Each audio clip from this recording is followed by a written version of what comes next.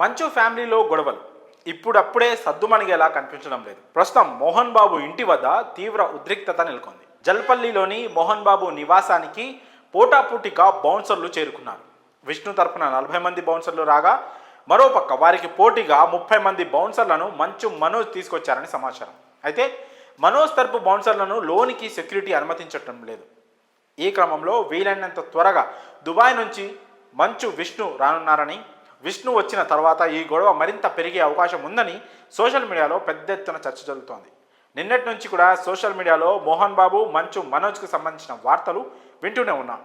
మొదట చాలామంది దీన్ని ఒక ప్రాంక్ వీడియో అని, మూవీ ప్రమోషన్ అని అనుకున్నాను. ఎందుకంటే గతంలో ఇలాంటి రచ్చ ఓసారి జరిగింది. కానీ సమయం గడిచిన కొద్దీ అసలు మ్యాటర్ బయటకు వచ్చింది. అసలు మంచు ఫ్యామిలీలో ఈ అల్లర్లకు కారణం ఏంటి?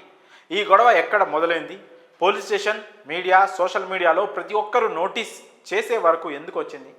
పూర్తి వివరాలను ఇప్పుడు చూసేద్దాం. ఇప్పటి వరకు అన్నదమ్ముల మధ్య, తండ్రి కొడుకుల మధ్య ఆస్తి తగాదాలు వస్తూనే ఉంటాయి. కానీ సొసైటీలో ఇంత పేరు బలగం ఉన్న మంచు ఫ్యామిలీలో తండ్రి కొడుకుల మధ్య ఆస్తి తగాదాలు రావడం, అది కూడా నలుగురు చర్చించుకునే వరకు దారి తీయడంతో అంతా షాక్ అయ్యారు. ఇక తాజాగా జరుగుతున్న పరిణామాలను బట్టి చూస్తే ఈ సన్నివేశం సినిమాను తలపిస్తోందని కొంతమంది కామెంట్లు చేస్తున్నారు.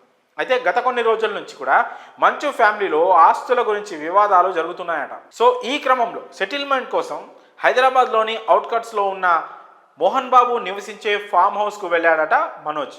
అక్కడ తండ్రి కొడుకుల మధ్య మాటలు జరుగుతున్న సమయంలో మోహన్ బాబుకు సంబంధించిన అనుచరుడు వినయ్ మంచు మనోజ్పై అటాక్ చేశారట.